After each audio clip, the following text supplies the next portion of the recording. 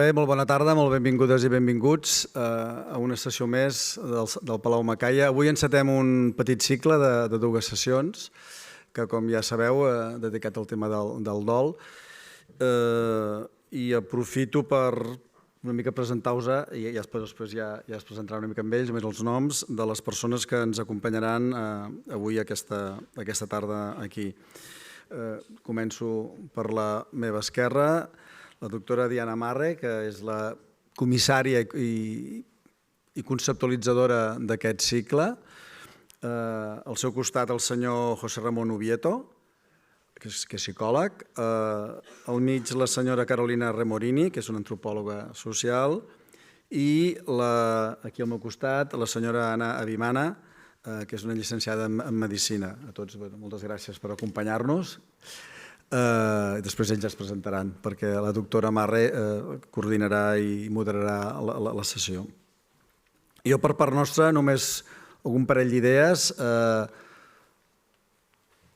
Aquest projecte, que ara abans li preguntava a la doctora Marre, una mica la seva formulació s'ha cuinat ara fa poc, però tots els inicis estan en un projecte que el grup que dirigeix, el grup AFIN, crec que ho dic bé, de la Universitat Autònoma de Barcelona, es va presentar a una convocatòria de recerca social que té la Fundació La Caixa, que es diu Connecta, i el projecte que presentaven el grup AFIN junt amb una altra entitat social, conjuntament, van ser seleccionats. Això va passar el 2021, i el 2023, quan no sé si estàveu a punt d'acabar ja les conclusions de la recerca social, es va convenir d'allò que jo sembla que és interessant que passi, que és les persones que es dediquen a fer recerca social extreuen conclusions i aleshores en quin moment es traslladen i les comparteixen amb la resta de la societat que no som investigadors socials. Doncs en aquell moment, que va ser el 2023, es va organitzar un cicle sobre, crec que també era sobre el dol, que formava part de la hipòtesi del projecte de reflexió i es va fer aquí al Palau Macaya, es va portar pels CaixaFòrums a Catalunya, etc. Fruit d'aquell moment, del 2023, i que vam valorar un cop acabat el cicle de conferències i diàlegs d'aquesta translació de coneixement, la valoració que es va fer va ser bona i va sortir el cicle que avui fem i que continuarà, crec que és el 4 de juny, si no em falla la memòria, si m'equivoco em corregiu, perquè ara estic parlant de memòria. Avui ens parlaran sobre la infantesa, la propera sobre la maduresa o vellesa, utilitzeu la paraula que més us agradi. Jo crec que aquí, i abans també en parlàvem, l'important és poder parlar obertament del tema del dol. És a dir, és un procés que ens passa a tots els humans hi passem, i per tant poder-ho compartir. I ells el que fan és donar-hi voltes i extreure'n conclusions. I crec que és molt estimulant perquè com que forma part de la nostra vida quotidiana, poder tenir idees, perquè el que faran ells és llançar idees a partir d'evidències, que crec que els que avui estem aquí i les persones que ens mirin, perquè la sessió d'avui, com ja bé sabeu, la gravem i la pengem al web del Palau Macaya, després es pugui tornar a veure i es pugui utilitzar. Crec que part de la feina que fem aquí des del Macaya és justament divulgar o traslladar coneixement científic i que sigui útil per a la societat. Jo també vull acabar no només donant les gràcies a ells per haver volgut venir aquesta tarda, sinó també aquí al davant hi ha la meva companya, la Sílvia Sauquet, que forma part de l'equip de programació que juntament amb la doctora Marre ha confeccionat aquestes dues sessions que comencen avui i acabarà el 4 de juny. Espero que us agradi i per part meva dono la paraula a la doctora Marre. Gràcies. Muchas gracias, Pep. Buenas tardes a todos y todas. Un gusto veros aquí y también, bueno, estar de nuevo aquí, porque como decía el Pep, hicimos un ciclo sobre duelo el 23 que luego continuó en el 24, y realmente fue muy grato estar aquí y compartir con vosotros y vosotras esos momentos, ¿no? Así que estoy encantada de estar de nuevo. Además, bueno, hemos hecho otras cosas aquí y siempre han sido muy, muy agradables.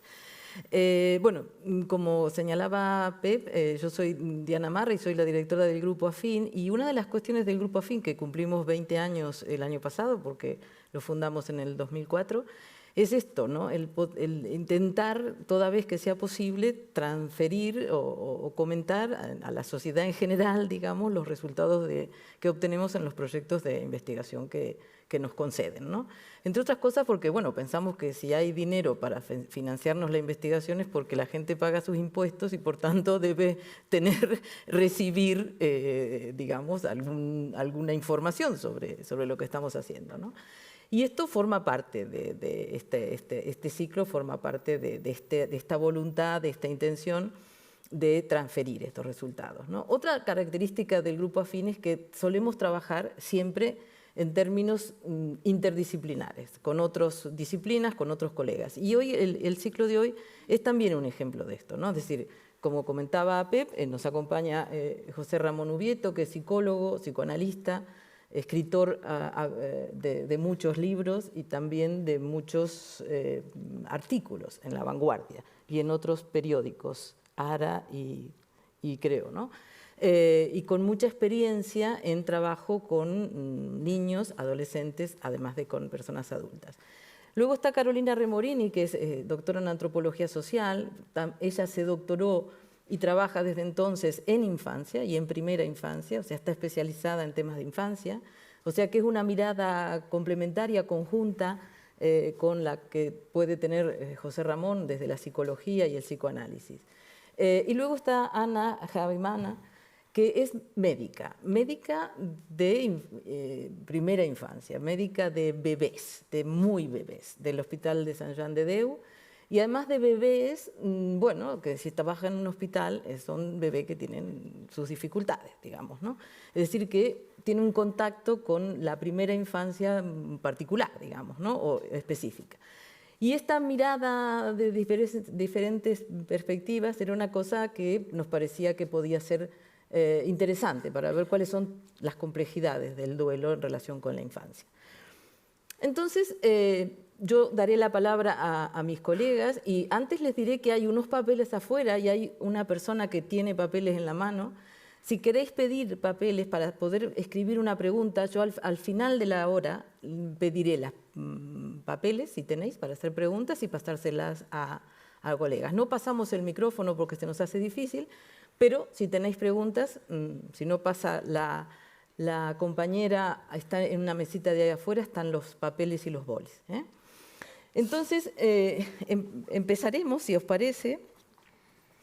Bueno, deciros también que hay alguna relación entre el duelo y nuestro interés en el duelo y una pandemia como hemos vivido en los últimos años. Entonces, yo creo que la pandemia nos puso delante del duelo con mucha brutalidad, ¿no? Empezaré por ti, José Ramón. A menudo se dice en términos bueno, familiares, pero también de los medios de comunicación, que salir de la infancia no es fácil. No es fácil en términos de la propia persona que sale de la infancia y parece ser que tampoco de los padres, madres y educadores, ¿no? Porque de esto se habla mucho, digamos, ¿no?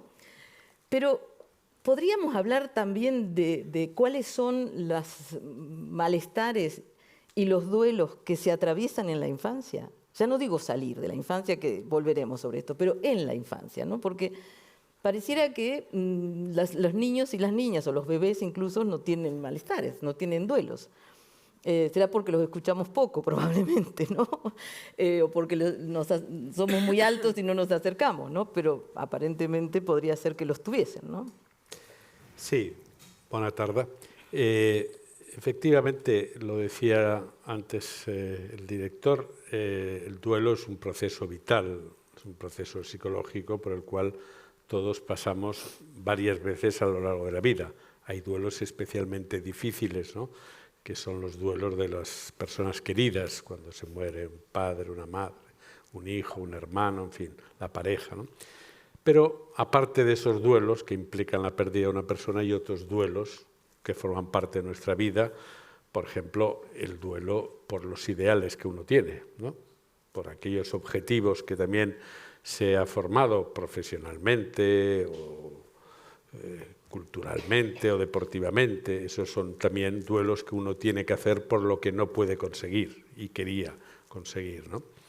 Hay otro duelo que a partir de una edad lo vivimos todos, que es la imagen del cuerpo, ¿no? De repente, ahora últimamente se habla mucho de la menopausia, que es un tema también tabú, del cual durante mucho tiempo no se hablaba porque parecía que era una cosa de la cual no se podía hablar. Pero las mujeres atraviesan un periodo en el cual tienen que hacer un duelo también por ese cuerpo que ya no es el mismo, ¿no? Para los niños el duelo empieza desde el origen, para los niños, es decir, para las personas, pero digamos, en la infancia ese duelo empieza desde el origen. La suerte que tenemos es que todos los que estamos aquí hemos sido niños y además probablemente muchos de los que están aquí han tenido nietos, hijos, sobrinos, en fin, han convivido con la infancia, ¿no? Así que no les resultará raro, por ejemplo, uno de los primeros duelos que tienen que hacer los niños es el destete, y no es fácil, ¿no? Sacarle el pecho a un niño, el pecho, el biberón o el chupete, es decir, cualquier objeto, ¿no? Porque es un objeto de apego al cual ellos han estado, digamos, desde sus primeros días de vida. Yo recuerdo, por ejemplo, que a uno de mis hijos tuvimos que aprovechar la verbena de San Juan para explicarle que el chupete iba a volar, que tenía que ir al cielo. Bueno, es ingeniero aeroespacial ahora. Fíjense lo que le marca a uno también algunas cosas, ¿no? Yo a veces me pregunto, ¿y este por qué se habrá dedicado a esto? Bueno, pues, ¿de dónde salió? ¿de dónde salió eso? Pues probablemente para reencontrar, porque el duelo, esas pérdidas, decía Freud que siempre vivimos tratando de reencontrar el objeto perdido, ¿no? Es decir, que esos duelos nos acompañan, ¿no? Otro duelo, por ejemplo, que tienen que hacer los niños es el control de esfínteres. El control de esfínteres no es una cosa natural, es una cosa forzada, digamos. Los niños lo controlarían más tarde, pero nosotros les pedimos que lo hagan antes para que puedan formar parte de una comunidad, para que puedan ir a la escuela, puedan estar socializados, ¿no? Y eso también es un duelo, y por eso hay niños y niñas pues, que no lo resuelven fácil, tienen sus obstáculos con aquello, ¿no?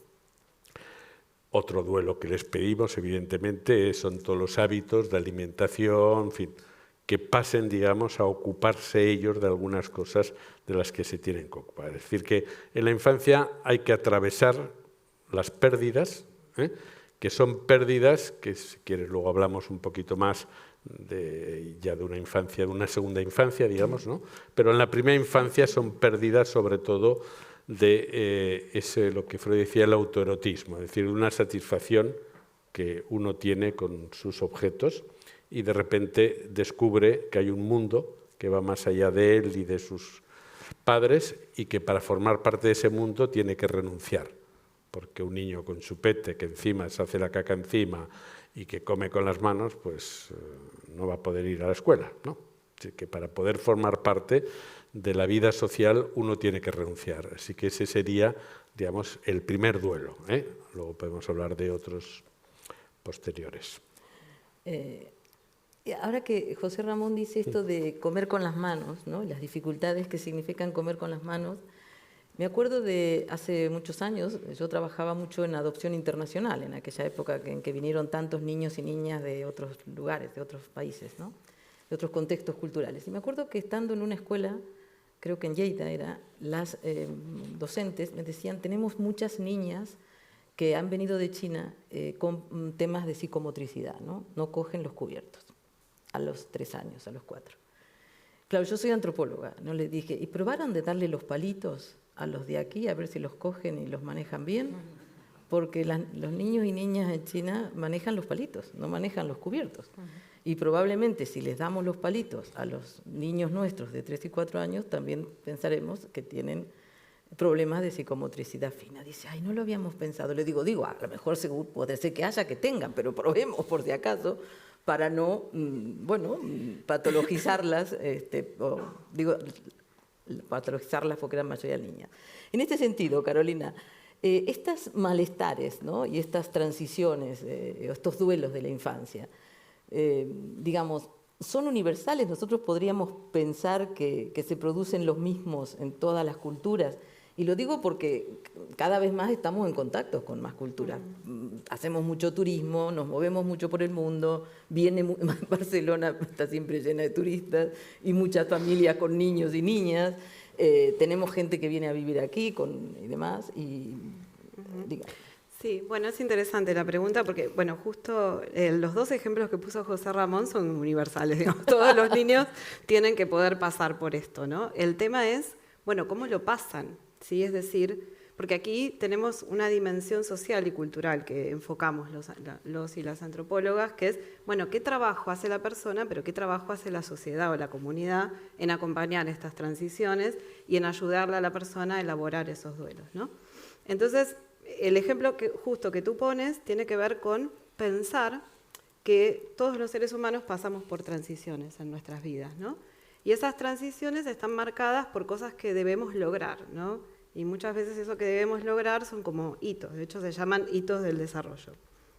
Entonces esto de, bueno, manejar cierto nivel de motricidad para, bueno, usar de manera idónea una herramienta que puede ser algo para comer, es, bueno, un hito que es valorado a determinadas edades cronológicas en determinados contextos, porque tiene que ver con esto que dice José Ramón, ¿no? A ver, nosotros cuando digo nosotros decimos las sociedades urbanas, ¿no? Bueno, esta es la que vivimos, ¿verdad? Donde los niños van mucho tiempo a la escuela. Empiezan muy temprano y pasan mucho tiempo en la escuela.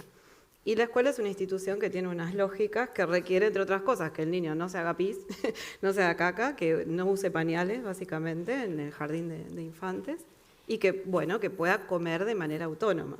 Y comer de manera autónoma es comer con cubiertos, porque un niño podría comer con la mano de manera autónoma también, y en principio, en otro contexto, eso no sería un problema, ¿no? Entonces, siempre tenemos que situar estas transiciones, ¿no? Y los duelos que hay que elaborar para dejar de ser algo y empezar a hacer otra cosa. Un niño que está en brazos de su madre o de su padre, que está en un estrecho contacto corporal, que está todo el tiempo sostenido, a un niño que empieza, ¿no? a deambular, a caminar solo. Esa autonomía de movimiento también está asociada al destete, ¿verdad? Muchos niños cuando empiezan a deambular dejan de ser amamantados, en muchos contextos, en el nuestro relativamente, pero en muchos contextos esto es así. Y de hecho es un indicador, esta ya es una persona diferente, tiene que dejar de ser lo que era antes, tiene que dejar de ser un bebé de pecho. Y en eso el bebé, el niño, tiene que hacer un trabajo, ¿no es cierto? Porque hasta ahora venía, ¿no? Sostenido, cuidado, protegido, y ahora empieza todo un mundo de descubrimientos, ¿no es cierto?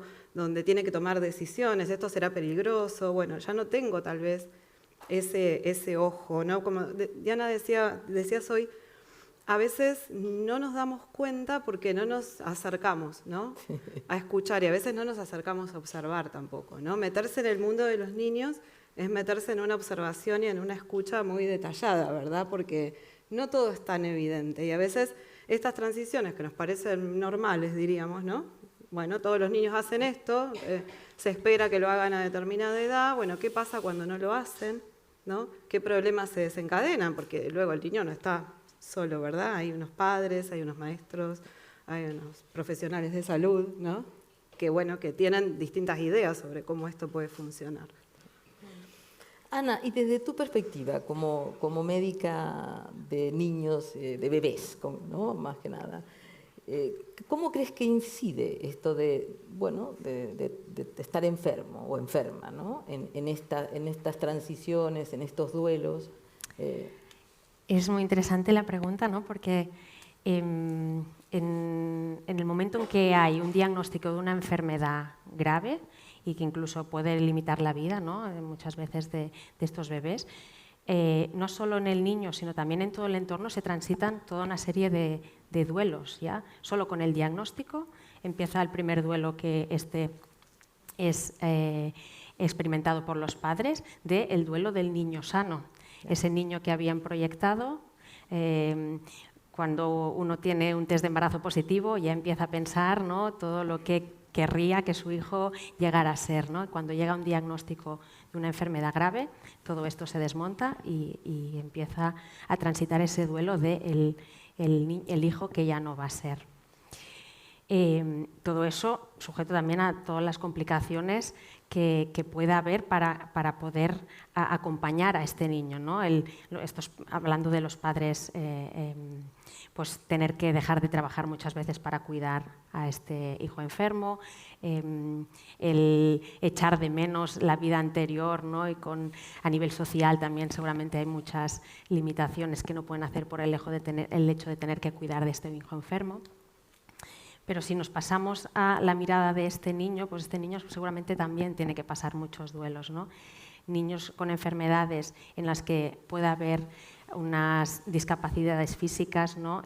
La proyección de lo que no podré alcanzar de hacer también es un duelo, ¿no? El no poder tener una vida normalizada respecto a otros niños que puedan ver o respecto a sus hermanos también son duelos por los que hay que transitar. Y si ponemos en la ecuación también la posibilidad, según qué tipo de enfermedades, la posibilidad de muerte, pues aún hay más duelos, ¿no? En los que transitar, ya sea duelo anticipado de sé que mi hermano o mi hijo va a fallecer y empiezo a prepararme para eso, o los miedos que puedan acarrear. Los niños, según la etapa evolutiva, también será diferente, ¿no? Del niño, cómo se proyecta delante de la muerte. Pero sí hay muchos duelos de los que hablar en el contexto de la enfermedad en el niño. Sí. José Ramón, en el caso de si hablábamos de los bebés, de los niños, de los bebés, ¿no? Y hay quienes dicen que cuando nace un niño, sobre todo el primero, nace también una madre y un padre, ¿no? Una antropóloga que se llamaba Deina Rafael en los 70 le dio un nombre a esto y le llamó matresencia, ¿no? Para vincularlo a adolescencia, ¿no? A este paso que hacemos las mujeres de ser mujeres sin hijos a ser mujeres con hijos, ¿no?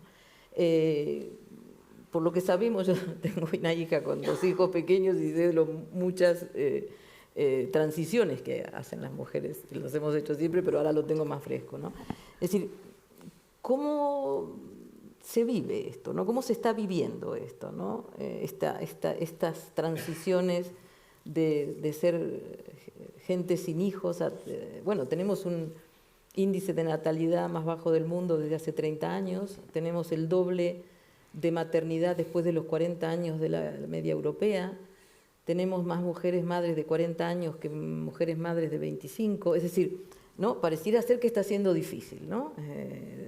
Ser madre, o se está viviendo. Es decir, ¿cómo son estos duelos y estas...? Bueno, la suerte es que ser madre es una elección, afortunadamente, ¿no? No es un destino universal, como, digamos, que en otros tiempos el destino de una mujer era ser madre, y las que no eran madre había alguna sospecha, o bien porque tenían un déficit, no podían ser madres, o bien porque había algún asunto de tipo moral o de otro orden, ¿no? La maternidad era casi el destino, y eso era un problema porque ser madre es una elección, no existe el instinto maternal. Eso es un mito. Cuando todo el mundo tenía que ser madre, parecía lógico el instinto maternal. Si todas son madres, será que existirá. Ahora que afortunadamente las mujeres podéis elegir si sois madres, si no sois madres, si os dedicáis a vuestro oficio o cualquier cosa, sabemos que es sobre todo un deseo, no es un instinto, es algo que uno elige, ¿no? Por tanto, el duelo de no tener hijos se plantea para aquellas mujeres que quieren tener hijos y no pueden, ¿no? Y ahí efectivamente hay un duelo, porque es algo que uno quiere y no puede, ¿no? Pero luego hay otras elecciones. Por ejemplo, ha bajado la tasa, ¿no? de niños, pero tenemos casi tantas mascotas como niños en este país, ¿no? Y hay mucha gente joven que tiene gatos, por ejemplo, ¿no? Que no quiere tener hijos porque no le viene bien, también porque hay factores sociales que no ayudan, efectivamente. Si tú tienes que ganarte un trabajo y tienes que mantener una carrera profesional y eres una mujer y sabes que si te sales del circuito a lo mejor te pasan por encima todos y cuando tú vuelvas, digamos, habrás perdido muchas opciones, ¿no? O si no tienes directamente capacidad de emanciparte, como ocurre para los jóvenes españoles, son de los jóvenes que se emancipan más tarde, a los 30 años, ¿no? Entonces, hay realidades sociales que no ayudan tampoco hoy a la maternidad, a la paternidad, ¿no? Y eso hace que haya personas que sí que querrían tener, pero no pueden. Pero luego hay los que no quieren y ya les va bien con el gato, el perro, el loro o lo que sea, ¿no? Lo importante, yo creo, también es y no sé, a lo mejor me adelanto, pero el problema es que el duelo de la infancia les toca hacerlo a los niños y a los padres. Los padres y las madres tienen que hacer también el duelo de la infancia, tienen que separarse de los hijos, ¿no? Y todos los cambios sociales que vamos viendo, y de esto vosotras sabéis mucho más que yo, porque os dedicáis al estudio de la familia, pero lo que estamos observando es que la contracción de la familia, es decir, el hecho de que hoy una familia pueda ser el progenitor y el niño, por ejemplo, la madre y el niño, el padre y el niño, fundamentalmente suele ser la madre y el niño, hace también que se producen vínculos, apegos, que cuesta mucho más separar. Yo, por ejemplo, me he encontrado en la clínica, llevo 40 años atendiendo a niños y adolescentes, ¿no? Y desde los últimos años, por ejemplo, me he encontrado muchos casos de niños y niñas con 14 años que duermen con su madre, por ejemplo. Pero que duermen cada día, no es que un día han tenido algo, sino que duermen habitualmente, ocupan el lugar de la pareja, ¿no? Y eso es un problema grave, porque con 14 años te toca dormir solo, mucho antes de los 14, quiero decir, pero desde luego con 14 te toca dormir solo. Y además hay un problema, y es que muchos de estos chicos, sobre todo los chicos, cuando tienen que salir de esa cama suelen salir a manotazos. Entonces hay muchos casos de violencia filioparental que tienen que ver con esto. ¿Cómo te separas tú del otro cuando estás tan enganchado? Pues a veces es, digamos, soltando manotazos, ¿no? Entonces, ese es un fenómeno nuevo, que es esta crianza en la cual el niño viene a sustituir el lugar vacío de una pareja, y este sí que es un duelo que afecta sobre todo también a los padres y a las madres, que tienen que separarse, porque los niños los tienes para soltarlos. Es el duelo de los docentes. Sí, sí. Los docentes tienen que enseñar, pero hay un momento en que tienen que soltar al alumno, porque si no, el alumno no va a aprender, ¿no? Interesante, ¿no? ¿puedo? Sí, interviene. No, que pensaba en esto de soltar, ¿no? Cómo se dan los mecanismos de separación, que tienen que ver con lo físico, pero también con esta idea de, bueno, hay una separación social entre esto que tú eres, que eres un niño que puedes dormir conmigo, a otro que tiene que no solamente dormir separado, sino hacer muchas otras cosas separadas, ¿no? Entonces, cuando a veces pensamos en este tipo de sociedades que comenta José Ramón, claro, es un poco más difícil, pero como los antropólogos tenemos siempre esta variedad del mundo, ¿no? Para apelar y poner ejemplos, bueno, en muchas sociedades esto no se da porque las familias tienen muchos niños, ¿no? Entonces, soltar al niño es mucho más sencillo, porque hay que, bueno, darle lugar a todos los niños, ¿no? Hay que, bueno, cada niño tiene que asumir un rol y muchas veces el niño que termina durmiendo con el más pequeño es un hermano mayor, ¿no? Pero no, digamos, su madre o su padre. Entonces, ese niño que asume unos roles también ya salió, ya se despidió de la infancia, ¿no? De esa infancia en la que solamente tiene algunos derechos o algunos privilegios para empezar a asumir progresivamente, ¿no? Responsabilidades. Y salidas, a veces las salidas son traumáticas, no solamente porque te quito de la cama, sino porque, bueno, ir al jardín de infantes es una salida también traumática para muchas familias, ¿no? Porque, bueno, los niños pasaron casi todo el tiempo con su familia, ¿no? Sí. Y esto también en sociedades en las que los niños, para empezar, a veces no van al jardín de infantes porque no tienen, ¿no? Pero sí se separan en otros sentidos y entonces esta cosa no se vive con tanto, con tanto trauma o con tanto dolor o de manera tan violenta, ¿no? Sino que, bueno, se va asumiendo que los niños se van despidiendo y, bueno, justo comentaba que tenía una anécdota yo hice mi tesis de doctorado con unas comunidades indígenas del noreste de Argentina, que son una parcialidad de los guaraní, Y bueno, una de las cosas que tuve que aprender primero para poder estudiar con ellos fue aprender el guaraní, ¿no? Entonces, como a mí me interesaba el tema de las etapas de la vida, el primer vocabulario que aprendí fue esto, ¿no? Bueno, ¿cómo se dice a los niños que pueden hacer tal cosa? ¿Cómo se dice a los adolescentes? Como, bueno, ahí me di cuenta que adolescentes no había, porque claro, se pasa de niño a adulto, ¿no? Claro. Y de hecho, yo que soy una persona que no tengo hijos, para los guaraní nunca fui adulta, digamos. O sea, siempre permanecí en este estado de infancia, ¿no? Que por otro lado me habilitaba a hacer cosas con los niños. O sea, porque si no tenía que estar con las mujeres haciendo otras cosas, yo ya no podía estar jugando con los niños, ¿no? Entonces un día estaba un grupo de niños muy pequeñitos jugando y se acerca un niño de unos 7, 8 años y se suma al grupo de juego, ¿no? Entonces sale su padre y lo mira serio y le dice una serie de cosas en guaraní que se podría traducir como déjalo que ya estás viejo para eso, ¿no? Entonces usa una palabra que es tuyaí, que yo había escuchado siempre, pero para hablar del viejito, el que va con el bastón, ¿no? Entonces, me parecía raro que se le aplicara a un niño, ¿no? Entonces, bueno, el niño enseguida tuvo esta reacción de, bueno, dejó de hacer eso, obviamente estaba cabreado, ¿no? Porque quería estar jugando, y le dijo, y ve y recoge leña para hacer mate, ¿no? Entonces el niño fue, recogió la leña y demás. Entonces, este ejemplo, como muy pequeñito, sirve para mostrar esto de que, bueno, que hay muchas transiciones donde los niños, bueno, un poco las lógicas de su comunidad indican que tiene que dejar de hacer cosas, pero no es que lo vivan alegremente siempre, sino que, bueno, está previsto que esto suceda. Y a su vez, bueno, la otra cosa que viene a cuento de esto es que los guaraní tienen una palabra muy poética para hablar de la primerísima infancia, y es se traduce como los privilegiados que juegan, ¿no? Entonces, bueno, podríamos pensarnos si tal vez salir de la infancia no significa, ¿no? Esto de salir de esos privilegios que es el juego, que, bueno, evolutivamente tiene una importancia muy grande para los seres humanos, ¿no? Ana, para retomar un poquito lo que tú comentabas respecto de las familias, ¿no? En estos contextos de salud compleja, ¿no?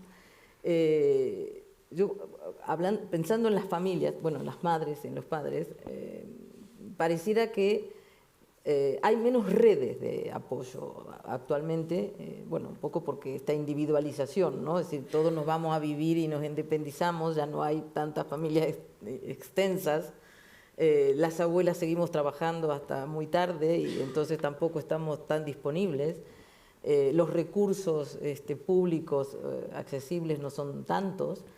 Hay muchas familias monomarentales o monoparentales, un poco, es decir, una de las tesis, bueno, hay mucho trabajo escrito, ¿no? Es decir, las mujeres muchas veces no tienen hijos porque no encuentran con quién tener una relación estable, digamos, ¿no? Es decir, ¿cómo se vive esto en el contexto de un niño o un bebé enfermo que está en una UCI? Lo digo porque hemos hecho trabajo en el...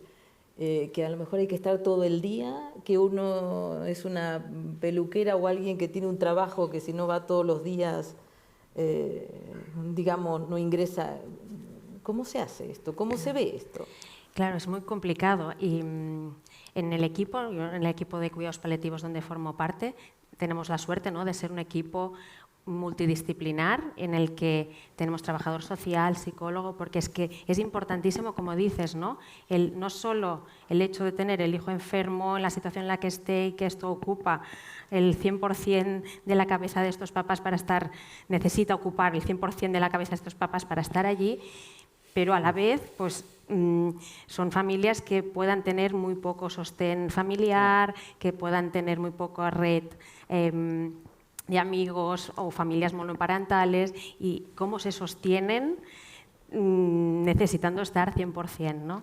Entonces, es importante poder hacer red con otras familias muchas veces, ¿no?, que se encuentran en situaciones similares, buscar recursos a nivel de la sociedad que pueda haber tanto en voluntariado como recursos más estatales, ¿no? Por ejemplo, lo que decíamos, hay prestaciones para cuidados de hijo enfermo en caso de enfermedades crónicas, pero que esto también no deja de ser un duelo para estas familias, ¿no? Porque claro, probablemente tenían su trabajo, su empresa, lo que tuvieran que tener y tienen que dejarlo a un lado para poder estar allí. Pero es verdad que falta recursos para poder dar el acompañamiento que precisan estas familias. Y la potencia de familias en situaciones similares, darse soporte entre ellas es un gran poder, la verdad, porque nadie más que haya pasado por una situación similar a la tuya te puede entender mejor y te pueda dar un soporte. Quizá a la parte práctica es más difícil, pero sí de, mira, yo llamé a esta puerta o yo hice esto, y la verdad es que funcionan muy bien. Nuevas redes, ¿no? Nuevas redes, sí. Nuevos parentescos, Sí, diríamos, sí, en antropología, sí, ¿no? sí, Nueva forma de... Sí, sí, y que de hecho aquí veo por aquí Matilde, que es la coordinadora del grupo de trabajo de la Sociedad Española de Cuidados Paliativos Pediátricos, de la parte de familias, ¿no? Y que ella también, luego, si quiere hacer alguna aportación, la verdad es que hacen muy buen trabajo de red entre familias. Qué interesante. José Ramón, yo me he quedado un poco impactada con esto de los manotazos, ¿no? Porque la verdad, sí, sinceramente, ¿no? Y además me recordó, de nuevo, ¿no? Perdone, pero estoy como el abuelo Cebolleta, ¿no? Trayendo algunas anécdotas, ¿no? Me recordó una vez, cuando estábamos en adopción, una mamá, que era una mamá monomarental, de unos 50 años, o sea, había adoptado a su hijo a los 40 y largos, llamándonos, diciéndonos que su hijo de 12 años le tocaba el pecho. A ver si esto era... Bueno, esto no le acababa de quedar claro, ¿no? Cómo era, ¿no? Es decir, ¿tú qué rol le asignas a esta individualización, digamos? Y pues yo, por ejemplo, la primera vez que vi un bebé de cerca fue a mi hijo, ¿no? O sea, no tenía hermanos, ni sobrinos, ni nada, digamos, ¿no? Y, digamos... ¿no? Por tanto, hay muy poca forma para aprender, a cómo se pone el niño para que tome el pecho, cómo se cambia, cuándo está ardido, cuándo le doy no sé, ese tipo de cuestiones, ¿no? Bueno, Freud decía que nos animaba a distinguir el niño o la niña de lo infantil, son cosas distintas, ¿no? El niño o la niña es el tiempo biológico, ¿no? Hasta que dejar de serlo. Lo infantil es algo que nos acompaña toda la vida, ¿no? Digamos que todos llevamos dentro el niño y la niña que fuimos, que quisimos ser, que no fuimos, ¿no? Y eso es lo que nos acompaña toda la vida. Ayer me decía una paciente muy simpática, le pregunté si tenía hijos, me dice, tengo 4 más 1. Digo, ¿más 1? Sí, mi marido. Mi marido es el 5º, ¿no? Bueno, era interesante porque esto tiene que ver también con la anécdota de los guaraníes, ¿no? Cuando te dicen, si tú no tienes hijos, es que todavía eres niño. Es decir, lo infantil no desaparece. Seguro que han escuchado a señores ya mayores que se dirigen a su pareja y le dicen mamá, sí, ¿no? Y seguro que conocerán señores que se han casado con señoras que llevan el nombre de su mamá. Y hay señoras que le dicen filmeu también al marido. También, sí. Quiero decir que lo infantil no es una cosa que te sacas de encima cuando ya has cumplido, te sale el pelo en el pubis o en los genitales, es decir, cuando aparecen los signos masculino o femenino. No, lo infantil es algo con lo que tú vives siempre, ¿no? Por eso el duelo de lo infantil es el duelo sobre todo por lo que quedó pendiente, ¿no? Entonces hay, por ejemplo, personas que no fueron bien queridas, ¿no? Que no tuvieron la suerte de ser bien queridas, ¿no? Y eso tiene un efecto traumático y uno intenta recuperarlo, ¿no? Otra paciente hoy, también adulta, me explicaba que tiene un novio de Tinder de estos, digamos, actuales, y dice, es un hombre, ya la señora ya está jubilada, ya es mayor, pero dice, es como un osito, alguien, digamos, muy grande, que cuando habla, le oigo hablar yo con otras personas de trabajo, es muy directo, muy asertivo, a veces incluso muy ejecutivo, pero después se tumba en el sofá y es más bien pequeñita, ¿no? Entonces es como un peluche. Se convierte de repente ese hombre decidido, cuando termina su trabajo y se quedan ahí a ver la serie, se convierte en una especie de osito de peluche, incluso llora, etc. Es decir, que lo infantil es algo que no se acompaña, ¿no? Y este hombre, por lo que he deducido de lo que ella me explica, es alguien que no fue bien querido, por las razones que sean, su madre no pudo atenderlo bien, el padre, en fin, historias familiares, ¿no? Pero eso que no tuviste lo vas a ir buscando el resto de tu vida. Y lo vas a buscar básicamente en la relación con los otros, sea con las parejas, sea en el ámbito de trabajo también. Hay personas, por ejemplo, que son cuidadoras por excelencia.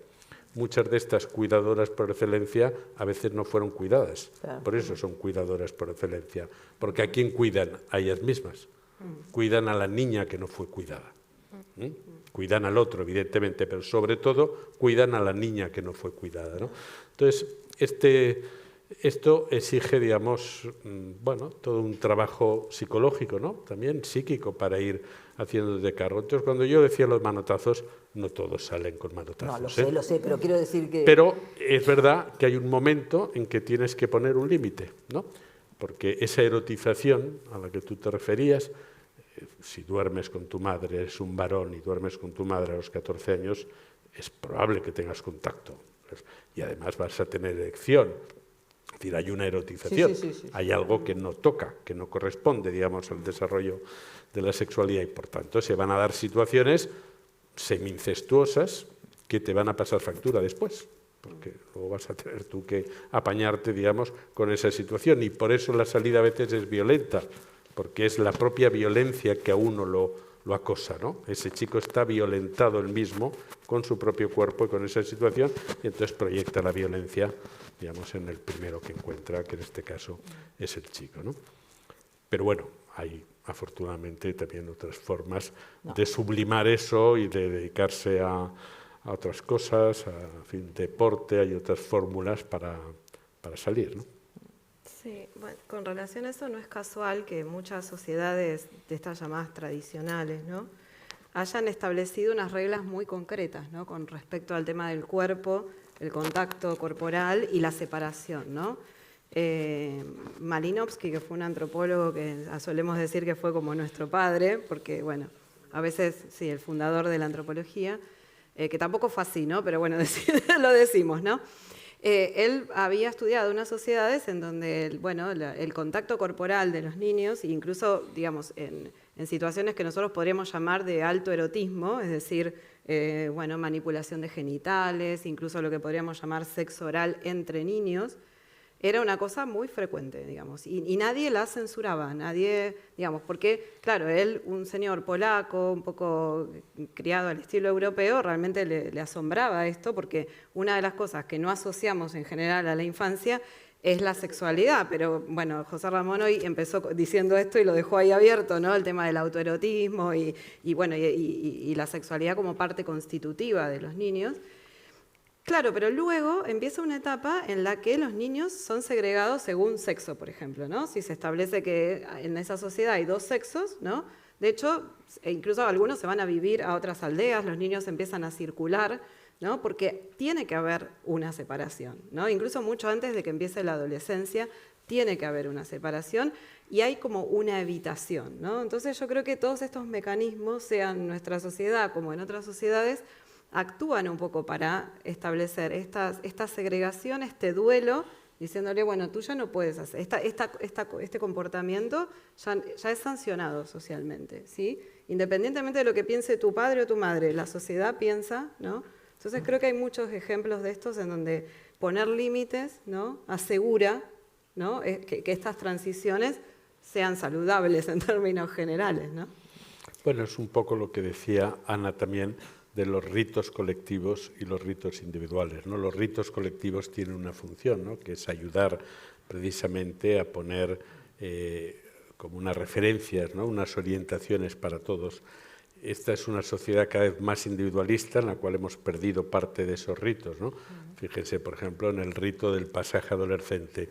Antes pues había el servicio militar, había los aprendices, había una serie de pasos a partir de los cuales uno se ponía a prueba, digamos, para acceder al mundo adulto, ¿no? Ahora el rito de mayor riesgo que tienen los adolescentes en nuestro país es el interrail. Cuando terminan, digamos, el bachiller, se van a Interrail con su billete pagado por los padres, con su tarjeta de crédito. Es el mayor rito, la mayor experiencia de riesgo que tienen los adolescentes. Ellos, por supuesto, se buscan otras porque las necesitan, ¿no? Consumo de drogas, challenger, retos virales, etc., ¿no? Pero es verdad que lo colectivo es un recurso importante, como decía Ana, en relación a las familias, ¿no? Lo colectivo es un método importante para que esas pérdidas y ese duelo se puedan atravesar sin tener uno individualmente que asumir eso de una manera más traumática, ¿no? Ana, y en el contexto de las hospitalizaciones de larga duración, digamos, ¿no? Es decir, ¿vosotras sentís el peso, entre comillas, de la ausencia de lo social y del contacto de niños con otros niños? Claro. Sí, ahí hay otros duelos por los que transitan estos niños, ¿no? Son niños que tenían, en el caso de niños que eran sanos y que desarrollan una enfermedad grave y que necesita tratamientos largos, hospitalizaciones largas. Son niños que los separamos del entorno escolar donde estaban, el entorno familiar normalizado que tenían, y los ponemos en el hospital, haciéndoles 1000 perrerías además, y perdiendo estos vínculos que también eran importantes para su desarrollo, ¿no? Y quedan en una habitación de un hospital y con relaciones muy profesionalizadas con médicos, enfermeras. Tenemos la suerte en el hospital pues también de tener maestras, de tener recursos de voluntarios que también, ¿no? Que los niños no dejen de ser niños, pero es verdad que hay una ausencia de estos recursos a nivel que son útiles a los niños para su desarrollo, ¿no? Y luego, si la enfermedad llega a curarse, ¿no? El volver también es un tránsito también nada fácil, porque también se han acostumbrado a una serie de situaciones en las que han acabado teniendo sus mecanismos para adaptarse allí, que luego volver a la escuela, volver a sus domicilios, también es difícil volver a recuperar. José Ramón, tú hablabas de estos tránsitos, ¿no? Desde el principio. A mí siempre me llamó la atención, me lo sigue llamando a decir verdad, cuán problematizada está la adolescencia, ¿no? En el sentido de, siempre se ve como una etapa muy compleja, con muchas dificultades, con muchas, tensiones, riesgos, etcétera, digamos, ¿no? Y siempre me he preguntado, porque evidentemente he tenido hijos adolescentes, además de que fui adolescente, sí, porque parece ser que está puesta en el niño siempre, esta complejidad, digamos, ¿no? Y a veces pienso si es que no es que a las edades que estamos teniendo los hijos nos cogen los niños en un digamos, tendencia hormonal exactamente opuesta a la que llevamos los demás, ¿no? Ellos están en subida de hormona y nosotros en bajada, ¿no? O menopáusicas y demás, ¿no? Es decir, ¿tú cómo ves esto desde tu perspectiva profesional, digamos, ¿no? ¿Hay un tema de el niño, la niña, el contexto, o hay también una dificultad de los padres y madres para abordar la adolescencia desde su propio lugar, digamos, ¿no? Desde sus propias dificultades?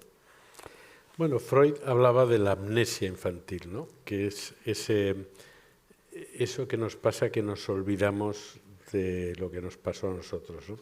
Y yo con los padres de los adolescentes siempre les digo, sobre todo recuerde usted cuando fue adolescente y mira a ver si alguna de estas cosas que le están asustando tanto de su hijo no fuera a ser que usted mismo las hiciera, ¿no? Hace poco todos vimos una serie, o supongo que muchos de ustedes vieron una serie que se llama Adolescencia, ¿no? Una serie de Netflix que tuvo mucho impacto, ¿no? Ya empieza mal el título, voy a ser un poco crítico, adolescencia no existe, existen adolescencias, hay muchas y muy diferentes, ¿no? Por tanto, hablar en singular de eso es difícil, ¿no? Pero esa serie, como otra que hubo en 2019 que se llamó Euphoria, son series que están dirigidas a nosotros, a los adultos, porque digamos que parten de la idea se basan en el pánico que tenemos nosotros a cuando llega la adolescencia. Exacto. Entonces explotan el miedo de los padres, no hablan de los adolescentes, hablan del miedo que tienen los adultos, y esa frase típica, uy, ya verás cuando sea adolescente, ¿no? Y yo que doy muchas charlas y acabo de publicar un libro sobre adolescencia del siglo XXI, yo siempre les digo a los padres, ustedes han sobrevivido, ¿no? Todos los que han sobrevivido a la adolescencia, ¿no? Pues piensen que la mayoría de sus hijos sobrevivirán. No todos. En la vida no todo el mundo sobrevive. Siempre alguno se queda por el camino, pero la mayoría han sobrevivido. Incluso con adolescencias turbulentas, ¿no? Pero las han superado y han sobrevivido, ¿no? Yo creo que hay un exceso de pánico, hay un exceso de preocupación y a veces un defecto de ocupación. Es decir, que los adultos nos preocupamos demasiado por los adolescentes y nos ocupamos muy poco de la vida de los adolescentes, de las cosas que realmente les pasa, ¿no? Es muy clásico la consulta típica de padres adolescentes que te explican lo que les preocupa de su hijo y que es totalmente legítima la preocupación que tienen, que no va bien los estudios, que se porta mal, etcétera, pero rara vez te hablan, digamos, de los problemas que los adolescentes tienen, porque cuando luego echas a los padres la consulta y le preguntas al chico, te habla de otras cosas distintas. Te habla de que la novia le dejó y entonces él está con ideas oscuras, ¿no? Porque la novia la ha dejado, porque se ve muy delgadito y cuando va al gimnasio, en fin, se ve un tirilla, no sé, por otras cosas de las cuales los padres nunca hablaron, ¿no? Quiero decir que a veces miramos y no vemos la situación, digamos, de lo que tenemos ahí, ¿no? de los adolescentes, de cómo ellos enfocan ese asunto, ¿no? Yo creo que tendríamos que, además, hay una diferencia que es muy importante cuando pensamos en la adolescencia, que es la diferencia entre lo espectacular y lo grave. Los adolescentes son espectaculares, siempre lo han sido. Yo recuerdo una señora escandalizada que me dice un día, bueno, vengo a consultarle por una frase de mi hija. Dije, habrá sido muy gorda, ¿no? Bueno, sí, volví yo de un fin de semana que esta señora estaba separada, tenía un novio y se había ido de fin de semana con el novio y volvió y se encontró con que la chica, su hija, había montado una pequeña fiesta en casa, se habían comido todos los embutidos, el queso, los dulces, las cervezas, solo quedaba la verdura. Y entonces le echó una bronca a la hija y la respuesta a la hija, ¿qué pasa, que no habéis follado? Entonces la madre quedó conmocionada por la respuesta y dijo, ¿qué está pasando aquí? Bueno, pues era muy sencillo lo que estaba pasando.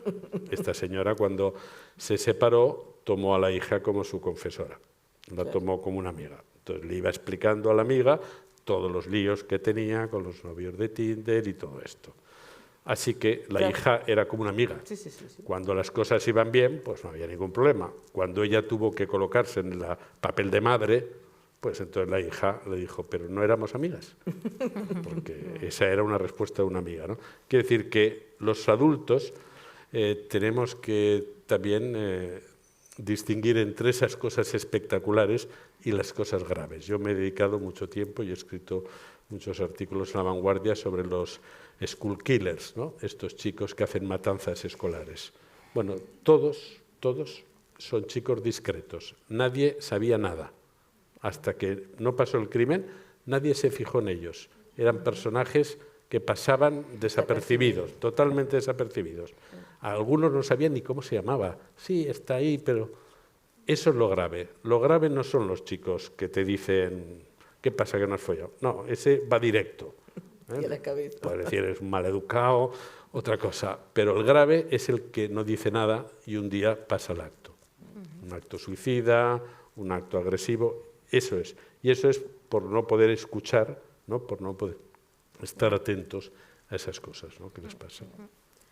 Carolina, tú que tienes esta experiencia de una cultura sin adolescentes, digamos, o sin jóvenes, y una cultura, la nuestra, una sociedad con adolescentes y con jóvenes. Me estaba acordando también ahora de una estudiante brasilera que yo la acompañé en un máster y se fue a hacer trabajo de campo a Sudáfrica y me dice, voy a trabajar con jóvenes. Y yo le dije, ¿estás segura que hay jóvenes? Me dice, ¿cómo no va a haber jóvenes? Hay jóvenes de todos lados, ¿no? claro, o sea, personas de entre 20 y 25 años en todos lados. La categoría de joven, incluso en nuestra cultura es muy reciente, ¿no? Como es muy reciente la categoría de adolescente, que creo que es de los 70 o una cosa así en nuestra cultura, ¿no?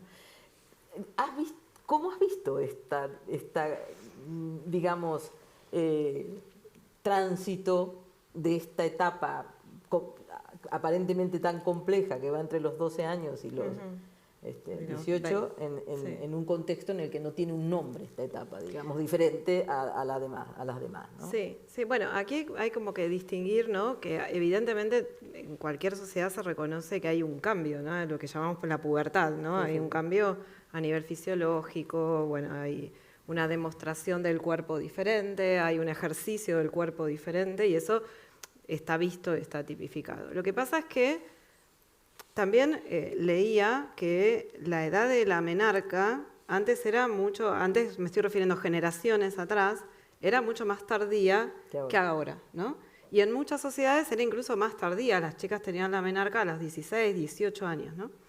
Ahora también con diferentes cambios a nivel social, demográfico, alimentario, ¿no? de acceso a la salud y demás, la menarca se ha ido bajando en edad, ¿no?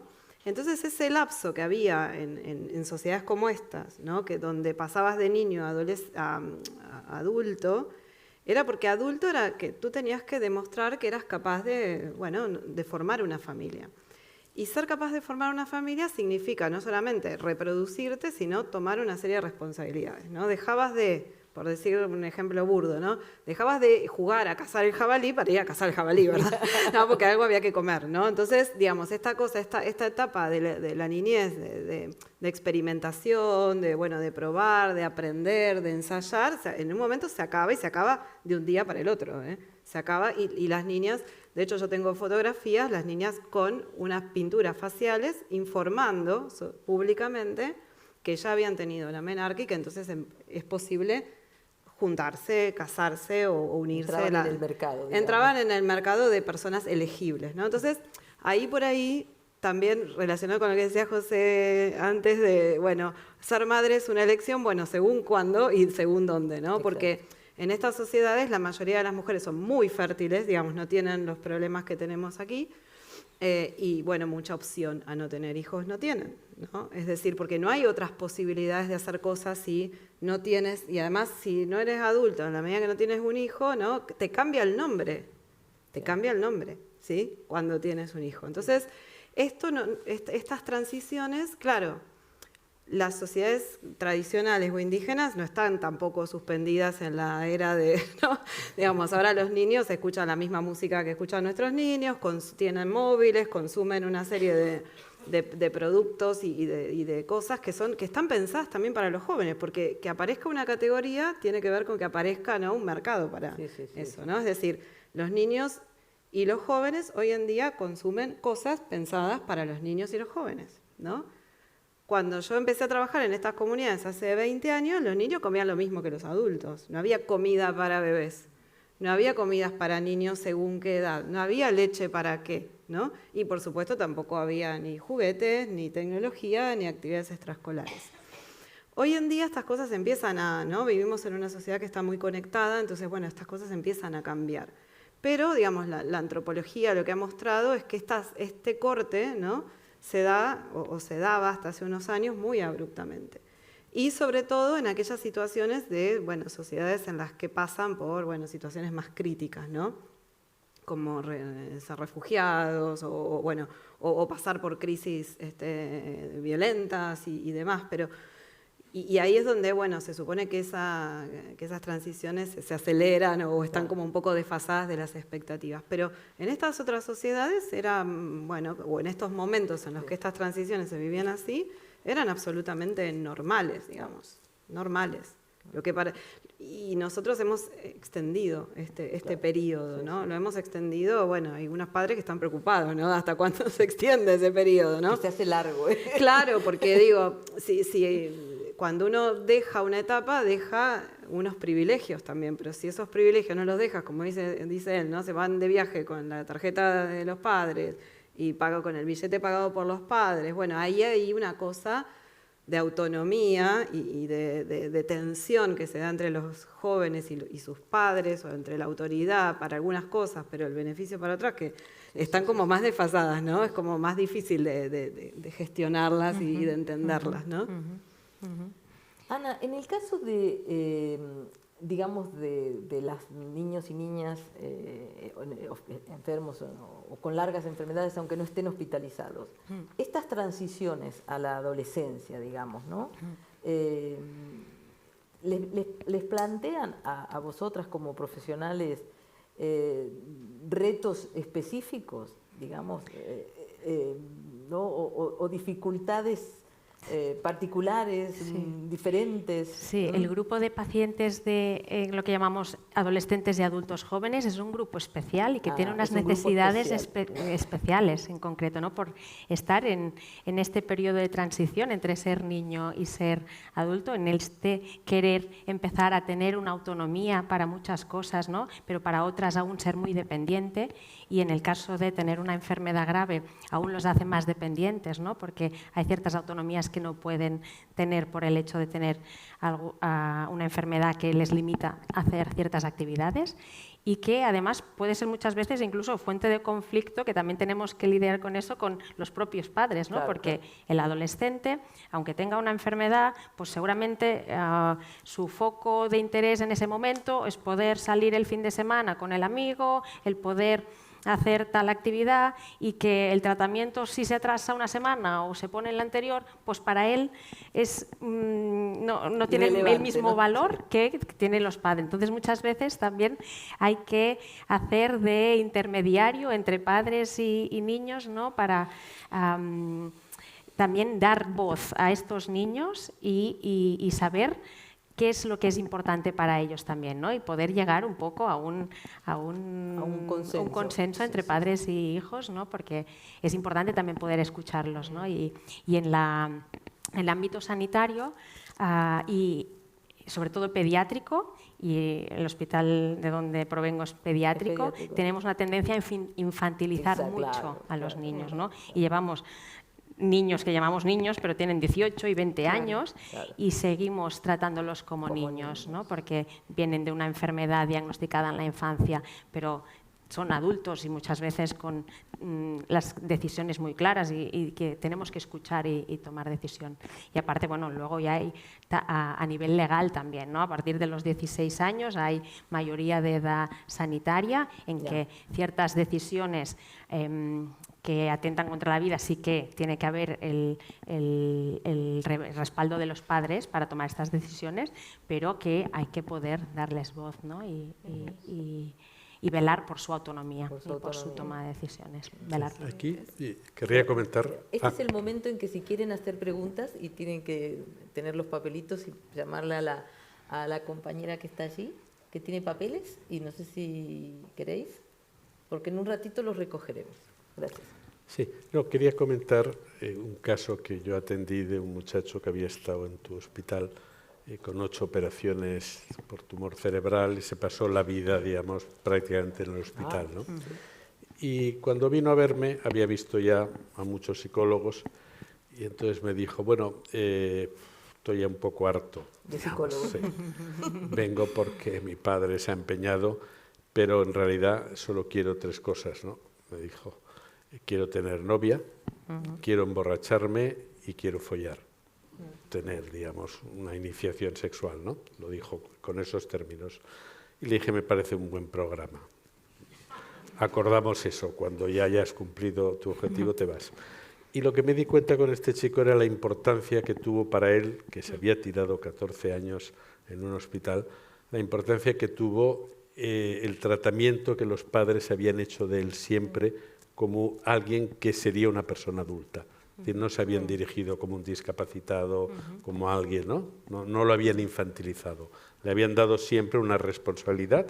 Una cosa era la enfermedad que tenía y otra era su condición subjetiva.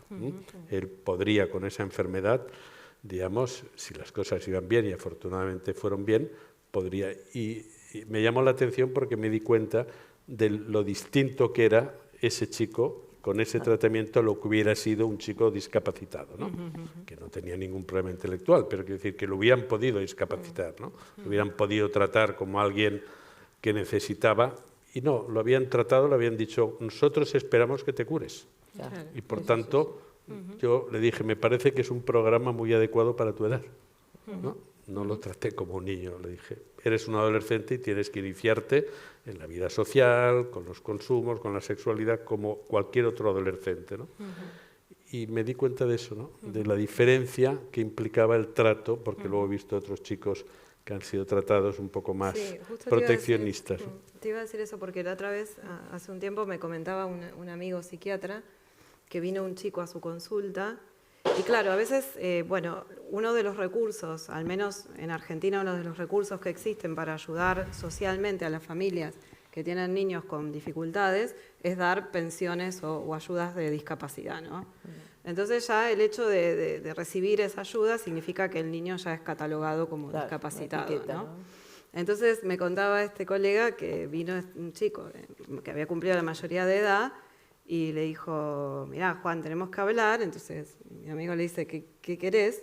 Que yo, dice, no quiero ser más discapacitado. Le dice, no. Dice, ayúdame a salir de esta situación, porque esta es una decisión que tomaron mis padres en algún momento, bueno, orientados por la necesidad o por lo que creían en ese momento que era lo mejor para mí, pero ahora yo quiero ser un adulto, ¿no? Que hace estas cosas, ¿no? Que hace lo mismo que el resto de las personas de mi edad y que tengo alrededor. Y a mí me parece interesante esto, porque en las consultas médicas, que nosotras ahora estamos observando bastante, situaciones de consulta, ya el hecho de darle la posibilidad a un niño, independientemente de que tenga más o menos edad, de explicarle lo que le pasa, ¿no? Si está enfermo, explicarle lo que le pasa en su cuerpo, explicarle qué consecuencias va a tener para su vida cotidiana, ¿no? Bueno, si te vas de colonias, tienes que tener esto en cuenta, porque si tienes una enfermedad, ¿no?, crónica, bueno, tienes que tener estas precauciones. Y la verdad es que los niños sorprendentemente pueden hacerse responsables de esto de manera a veces mucho más cuidadosa y mucho más, porque siempre pensamos en el niño como un dependiente del cuidado adulto, pero los niños pueden asumir muchas de estas responsabilidades sin dejar de ser niños, sin dejar de todas estas otras cosas que le atribuimos a la niñez, ¿no? Los adultos, pero a veces, bueno, no miramos las potencialidades que tienen los niños. Es interesante esto. Ah, perdón. No, sí, totalmente. Es que hay que poder mirar al niño y poder escucharle, porque es que si no lo miramos y no lo escuchamos, se nos pasan por alto muchas cosas que sí que pueden decidir, tengan la edad que tengan. O igual un niño de 3 años no puede decidir si hacer un tratamiento o no, pero puede decidir si prefiere que le pinchen en el portacato o prefiere que le pinchen en el brazo, y esto sí lo puede decidir. Claro. Entonces, tenemos que escuchar a los niños, porque además saben mucho, se conocen mucho, y tratarlos como personas que son, no son muñequitos con los que jugamos. Ahora es interesante esto de la ambigüedad del riesgo y el beneficio de un diagnóstico con una etiqueta, ¿no? Sobre todo ahora que, bueno, parece ser que no se puede sacar esto fácilmente por las redes sociales y por lo demás, digamos, ¿no?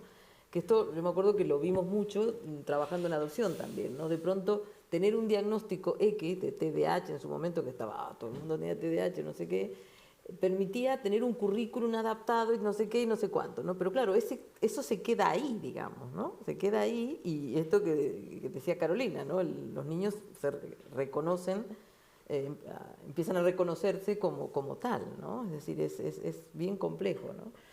Pensando también en este tema digamos, de las dificultades que a veces conlleva la maternidad y la paternidad, digamos, ¿no? Y viendo también a todas las personas muchas de las personas que tenemos en la sala, ¿no? Es decir, ¿cómo veis a los abuelos y las abuelas en estos contextos, ¿no? Porque hay muchos abuelos y muchas abuelas, bueno, haciéndose mucho cargo, digamos, ¿no? Tanto de niños pequeñños y como de adolescentes, ¿no? Es decir, ¿cómo les veis, ¿no? ¿Les veis desde en tu caso o en vuestro caso, ¿no? Es decir, ¿con qué proyección, ¿no? ¿Con qué perspectiva, ¿no? Con dificultades de asumir a estos niños y niñas o estos adolescentes en otro momento, digamos, cultural, o desde una cierta seguridad, digamos. ¿Qué experiencia tienes tú, José Ramón? Bueno, el problema es que los abuelos hacen muchas actividades ahora, ¿no? Entonces, las personas se jubilan a una edad en la que físicamente muchos están bien y pueden... yo mismo doy clases en la Universidad de Barcelona en un aula de mayores de 55 y en fin, son personas mayores, están encantadas y van allá, en fin, es una actividad, digamos, para ellos muy importante, ¿no? Y yo creo que los abuelos, claro, luego hay factores de necesidad, evidentemente, ¿no? Cuando tienes que hacer un apoyo necesario, porque si no, no puedes, los padres no pueden apañarse, eso es distinto, ¿no? Pero yo creo que los hijos los tienen que cuidar los padres, ¿no? Digamos, por defecto, ¿no? Que los padres cuando tienen hijos tienen que hacerse cargo de eso. Yo a veces escucho a algunos padres que dicen, bueno, sí, el lunes los llevo a comer, ¿qué tal? Martes, tal. Y pienso, bueno, pero ¿tú para qué has querido tener los hijos? ¿Para que te los cuide el abuelo? El abuelo tendrá otras cosas que hacer. Y a veces ves abuelos que lo pasan mal porque quieren llegar, digamos, a todo y no pueden, ¿no?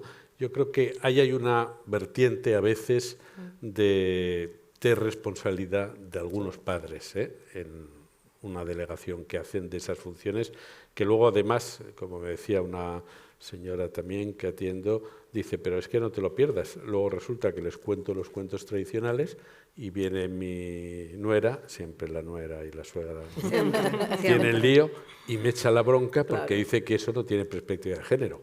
Y que no se me ocurra contarle eso porque voy a traumatizar al niño. Digo, entonces ya no sé qué hacer, porque tengo la sensación de chacha, de que no puedo hablarles a los niños, ¿no? Esta señora es catedrática de literatura, quiero decir que algo sabe, alguna idea tiene, ¿no? Sobre los cuentos infantiles.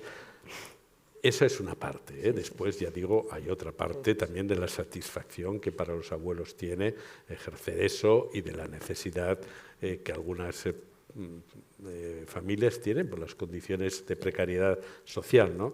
Yo creo que la función de los abuelos es la de los abuelos, no es la función de los padres, no puede ser nunca la misma, tienen que respetar un poco los criterios de los padres, pero también los padres tienen que hacerse responsables, ¿no?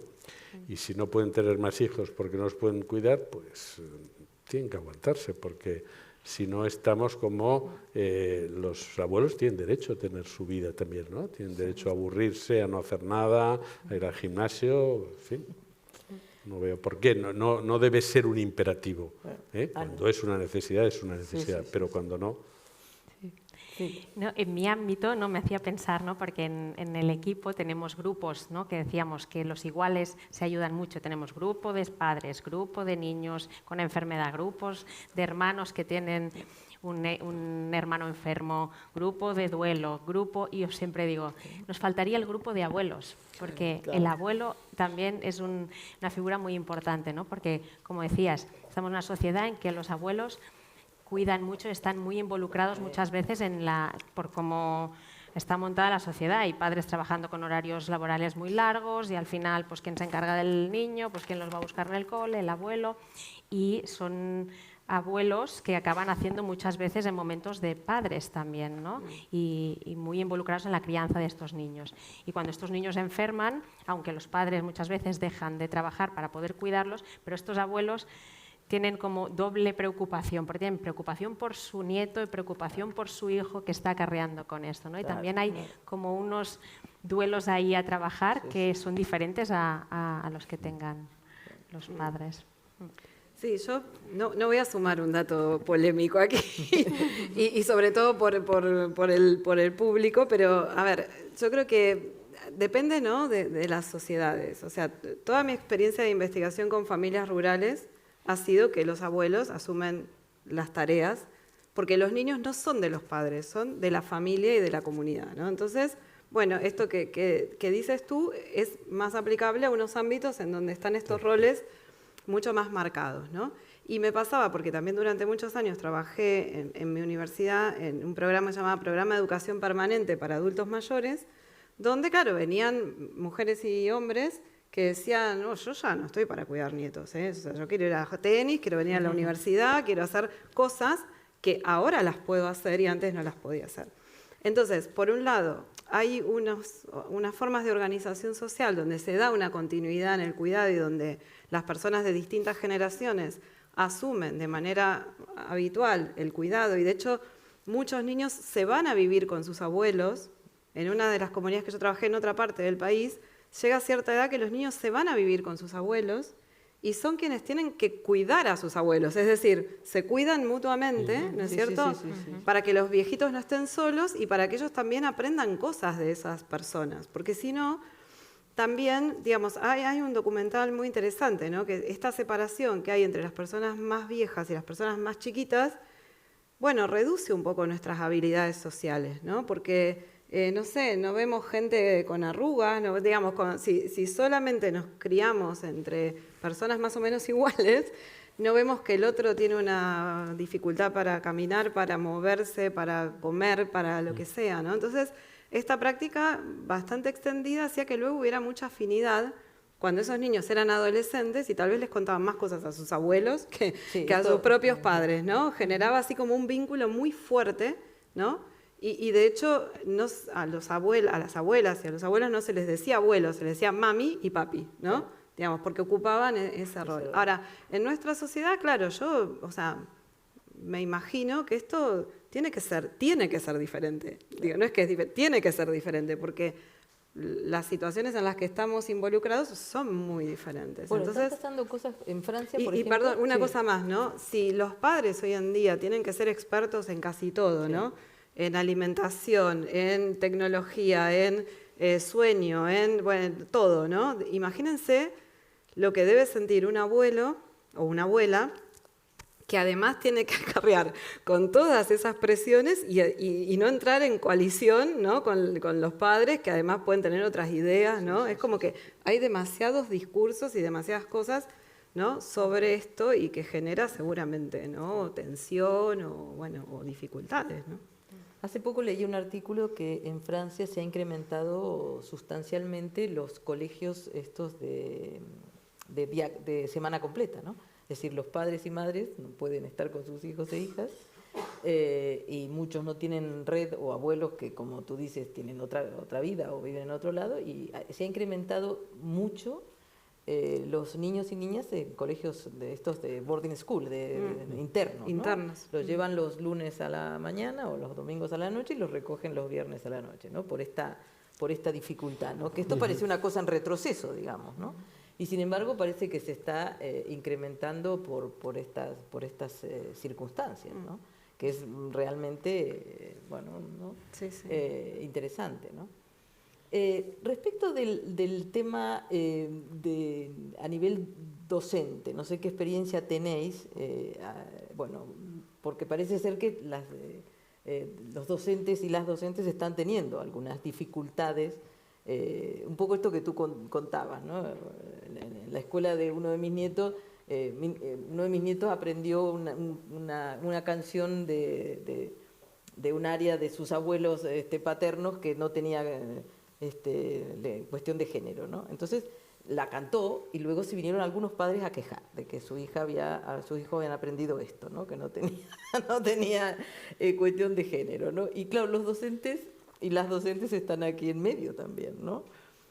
Como atrapados y a veces sin recursos, ¿no? para abordar estas cuestiones. ¿Qué experiencia tenéis en relación con esto? ¿Cómo lo están abordando, ¿no? ¿Cómo están pudiendo hacerlo, ¿no? Bueno, nos llevaría otro ciclo ¿no? Sí, no. de los docentes. La verdad es que hay que admirarlos a los docentes hoy en día porque tienen un papel muy complicado, ¿no? Están atrapados entre muchas cosas, ¿no? Entre una burocracia a veces excesiva en su trabajo, al que tiene que dedicar mucho tiempo, entre una vigilancia y cuestionamiento continuo por parte a veces de las familias que quieren intervenir, y a veces tienen derecho y lógica, pero seguramente muchos de nosotros no aceptaríamos que vinieran la familia, digamos, otros a decirnos, ¿no? en nuestro trabajo lo que tienen que hacer, ¿no? Los docentes lo tienen difícil en estos momentos, ¿no? Y lo peor es que yo, por mi experiencia, tengo pacientes docentes y he colaborado con muchas escuelas, ¿no? Lo que a mí me preocupa es que están tomando una posición defensiva. Ya. Se están defendiendo, digamos, de todo esto, ¿no? Y esa posición defensiva no es buena porque no redunda en beneficio, digamos, de su trabajo, ¿no? Tratan de protegerse. Yo recuerdo cuando era profesor en la UOC, un padre abogado escribirme para reclamarme la nota del hijo adulto. Entonces le tuve que responder que, en fin, que su hijo es adulto y que él puede ser abogado lo que quiera, pero que no le voy a responder, ¿no? Bueno, eso pasa, si pasa en la universidad, eso pasa en la primaria, en la secundaria, ¿no? A veces las familias se entrometen demasiado en asuntos y tienen que dejarle. Claro que se pueden equivocar los docentes, por supuesto, y quién no se equivoca, ¿no? Los médicos se equivocan, los psicólogos, todo el mundo nos equivocamos, pero también nos los equivocamos. antropólogos, por supuesto, todo el mundo. Entonces, yo creo que los docentes lo tienen difícil hoy, ¿eh? Es una tarea, no quiero ser muy... No sé si hay algún docente, no lo quiero deprimir más de lo que está, ¿eh? Pero lo tienen difícil por eso, porque se encuentran a eso.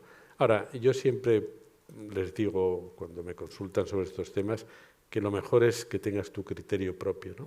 Que decidas, y bueno, pues si a alguien no le gusta, no le gusta, pero no hay nada peor en la educación que no tener un criterio y estar siempre, porque, como decía Carolina, antes nuestras madres y abuelas, cuando no sabían una cosa, miraban al pasado.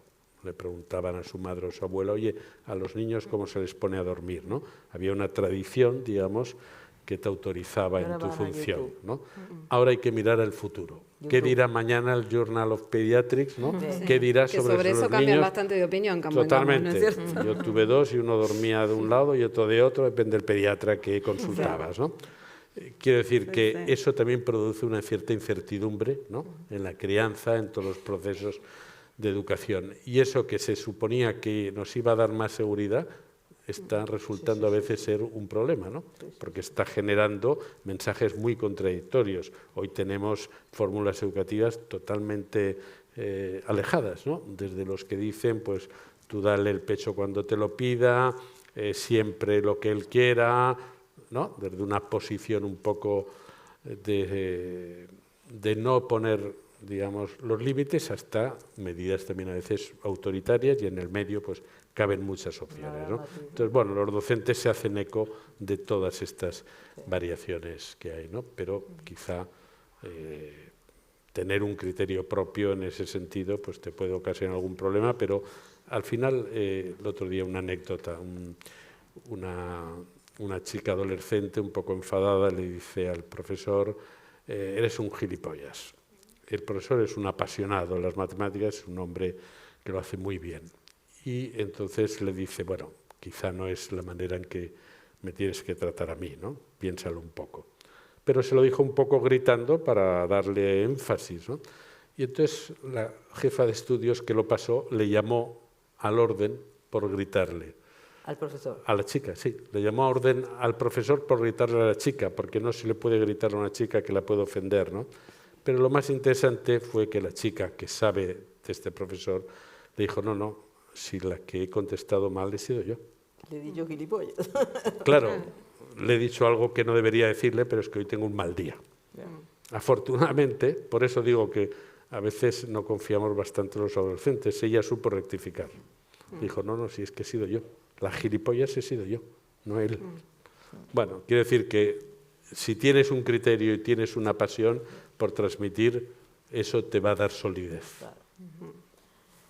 Bueno, yo creo que estamos en tiempo y bueno, yo creo que, no sé si queréis agregar algo, no tenemos preguntas concretas, sino alguien que dice que no pudo quedarse, que tuvo que tomar un tren y que agradece a la gente en general y a Ana en particular por recordar la labor del Grupo de Apoyo Entre Iguales de la Sociedad Española de Cuidados Paliativos Pediátricos, y que nos anima a todos y todas a conocer el grupo de familias y profesionales en una web que es www.fedpal.es y en el canal de YouTube de FedPal.